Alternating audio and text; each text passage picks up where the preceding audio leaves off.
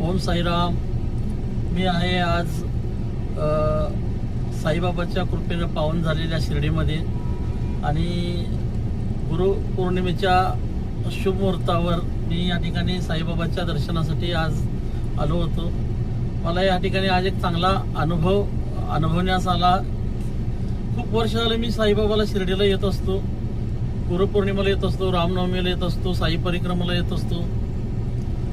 तर बाबांच्या काकड आरतीच्या वेळेला मला जाऊन त्या ठिकाणी बाबांचं दर्शन घ्यायची इच्छा होती आणि त्या ठिकाणी बाबांची काकड आरती झाल्यानंतर बाबांचं स्नान घातलेल्या त्या अमृताने जे काय पाणी असतं ते पाणी आता बाबाच्या सभा मंडपात जे साई भक्त असतात त्यांना ते शिपडलं जातं.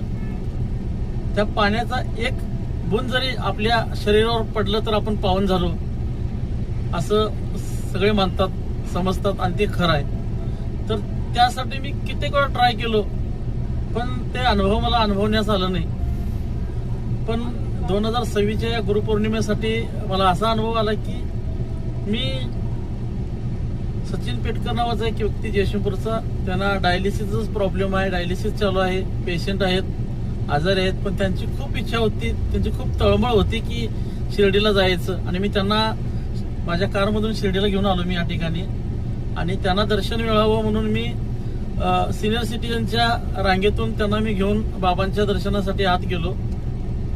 दर्शन फार लवकर मिळालं आणि मी ज्या गोष्टीसाठी वाट पाहत होतो, जे पाणी माझ्या पाण्यांच्यासाठी, ज्या अमृतासाठी मी तरसलेलो होतो, त्या ठिकाणी जे बाबांचे पुजारी आहेत ते पुजारी आपण पाणी म्हणजे ते अमृत घेऊन बाहेर थांबले होते आणि बाबांचा गंध घेऊन थांबले होते. मला असं वाटलं की ते आमचंच वाट पाहतात आणि ह्यो क्षण मला लाभला त्या सचिन पेटकरच्या माध्यमातून, कारण त्यांना दर्शन व्हावं म्हणून मी त्यांच्यासाठी घेऊन आलो आणि त्यांना खरंच बाबांचं दर्शन खूप छान पद्धतीने झालं.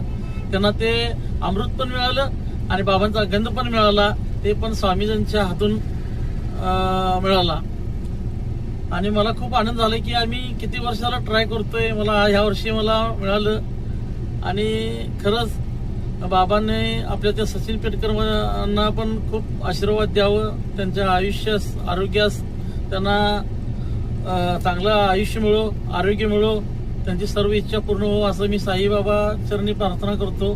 आणि मी खरंच त्या पेटकरांचं पण मी खूप आभार व्यक्त करतो की त्यांच्यामुळे हे क्षण मला आज, मला जे आवड होती किंवा मला जे पाहिजे होतं ते मला आज मिळालं. आणि मी खूप धन्यवाद आहे की खूप खुश आहे की मला ह्या ठिकाणी चांगल्या पद्धतीनं मला आज दर्शन मिळालं आणि माझी इच्छा पूर्ण झाली.